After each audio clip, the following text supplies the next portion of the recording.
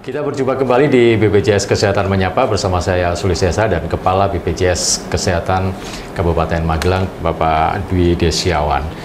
Kita di episode pertama itu flashback ya dari BPJS Kesehatan. Sebelumnya dulu namanya sangat familiar dengan PT Askes atau Askes Asuransi Kesehatan ya Pak Desi ya.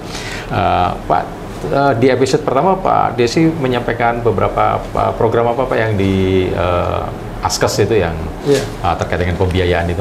Oh ya, jadi untuk programnya untuk PNS beserta pensiunannya, TNI Polri yang pensiunan ya, terus Perintis Kemerdekaan sama veteran. Terus ditambah lagi dengan penugasan dari pemerintah untuk program jaminan kesehatan masyarakat miskin atau PJKMM, atau setelah itu berubah jadi Askin, Askeskin ya.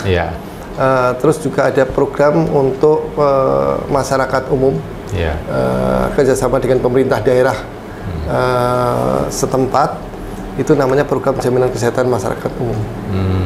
Kalau Askeskin sendiri sekarang masih Pak ya? Kalau sekarang sudah berubah namanya penerima bantuan iuran ya, yang di dari Kemensos ya, dari Kemensos. Jadi Kemensos yang membayar ya Pak ya? Ya betul, dari Kemensos. PBI ya? Ya, penerima bantuan iuran. Penerima bantuan untuk iuran. Masyarakat yang tidak mampu. Pak Desi, Badan Penyelenggara Dana Pemeliharaan Kesehatan atau BPDPK pada saat itu dibentuk, tujuannya untuk apa waktu itu? Tujuannya untuk memberikan jaminan kesehatan bagi PNS dan pensiunan saat itu. Memang saat itu Pak Menteri Kesehatan mempunyai cita-cita ya untuk jaminan kesehatan semesta ya, atau sekarang dikenal dengan Universal Health Coverage. Waktu itu masih badan ya?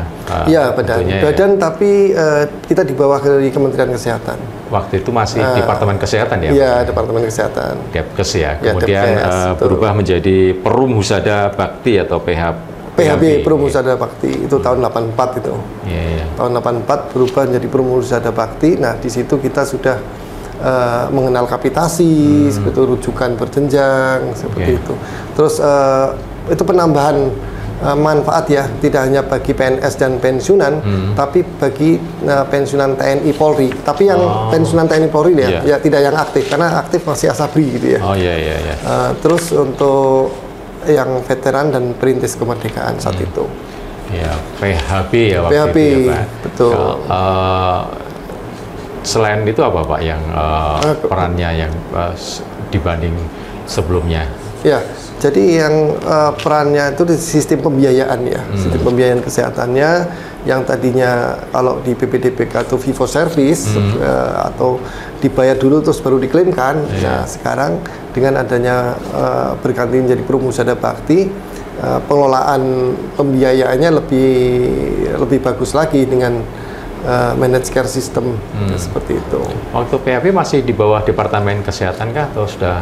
PHB enggak, kita di bawah Badan Usaha Milik Negara, BUMN. BUMN. Iya, BUMN. Jadi kementeriannya BUMN. Iya. Kalau sekarang BPJS Kesehatan di bawah Presiden langsung ya. Presiden ya. Oke, itulah jadi keputusan Presiden ya. Jadi terkait dengan tapi kalau ya untuk operasional ya seperti manfaat, benefitnya dan lain-lain melalui keputusan Presiden. Tapi untuk pendiriannya badan itu melalui undang-undang. Ya, undang-undang. Pak, di awal pada episode pertama saya kan menyampaikan hampir 90% ya masyarakat kita sudah tercover oleh JKN ya. 98%. 98%. Jumlah yang fantastis nomor satu di dunia. Nomor satu di dunia. 277 juta jiwa ya Pak ya. Betul. Dibanding Korea Selatan ini kita hanya butuh waktu 10 tahun ya Pak ya. 10 tahun ya. Korea Selatan yang salah satu negara maju itu butuh waktu 12 tahun. Sebenarnya kan tingkat kesadaran masyarakat untuk mengamankan dalam tanda kutip jejaring kesehatan mereka, paham atau sadar akan asuransi kesehatan kan cukup tinggi ya Pak ya. Betul. Cuma ya kok masih banyak yang ragu gitu ya Pak? Sebenarnya bukan ragu ya, tapi mungkin belum tahu ya terinformasi. Padahal dalam Undang-Undang 40 tahun 2004 sistem jaminan sosial nasional itu wajib bagi seluruh warga Indonesia seperti itu. Jadi memang ada kewajiban sebagai warga negara ya ikut dalam program ini. Karena manfaatnya akan jauh lebih besar ya kalau tiba-tiba sakit seperti karena pelayanannya kan kita bersifat komprehensif. Betul. Dari promotif, preventif, kuratif sampai rehabilitatif. Seperti itu. Iya. Jadi ini jaminan asuransi kesehatan ini benar-benar untuk masyarakat ya. Jadi saling sistemnya itu gotong royong ya, betul. Pak ya. Dari gotong royong membantu dengan gotong royong semua tertolong ya. Tagline-nya seperti itu. Memang dalam sistem ini ada subsidi silang ya antara yang sehat membantu yang sakit seperti itu. Nah itu yang harus dijelaskan. Ini konsepnya gimana yang sehat kalau membantu yang sakit, kan gitu kan? Iya betul. Iya kan Pak. Gimana itu konsepnya itu? Jadi iuran yang dipakai, iuran yang disetorkan itu pembiayaannya itu untuk membiayai yang sakit. Untuk membiayai yang sakit. Tapi sebenarnya tidak sakit saja, yang sehat pun bisa memanfaatkannya. Contohnya? Ya, contohnya dengan upaya promotif preventif, ya, konsultasi, screening seperti itu. Jadi bisa ya, Pak? Bisa ya. Silakan bagi masyarakat yang datang ke Vaskes untuk konsultasi medis boleh silakan. Ya, untuk screening, ya, seperti tidak hanya sakit saja. Tapi untuk yang sakit itu kita pelayanannya ya lebih luas lagi. Bahkan untuk penyakit-penyakit kronis pun kita jamin. Ya, umpamanya gagal ginjal, ya. Umpamanya gagal ginjal tuh kalau membayar secara individu orang nggak kuat. Iya betul. Karena sekali cuci bisa 800 sampai 1 juta ya kan. Padahal seminggu kalau udah gagal ginjal yang sudah akut itu seminggu bisa 2 kali seperti itu. Dan seumur hidup dia harus cuci darahnya seperti itu. Jadi kalau tanpa jaminan kesehatan ya tidak akan tertolong ya nanti seperti itu. Termasuk untuk kayak kanker ya. Terus operasi jantung seperti itu. Jadi dengan adanya sistem jaminan sosial nasional ini, masyarakat yang potensi penyakit kronis itu bisa terselamatkan lah. Gitu. Jadi kalau ikut asuransi BPJS Kesehatan, ini kalau nggak ikut, wah kena penyakit ginjal, ginjal ya Pak ya, harus cuci darah, gagal ginjal seminggu 2 kali ya Pak, padahal sekali. Tergantung ya, bisa 2 kali. Minimal 800 lah ya Pak, 800 1 juta dan itu seumur hidup, wah ya itu udah mikir nanti, ya pasiennya mikir, wah besok minggu depan duitnya dari mana, gitu kan, malah tambah parah nanti penyakitnya ya Pak. Betul. Malah iurannya kan tidak mahal juga ya. Kalau yang kelas 3 kan harusnya 42.000.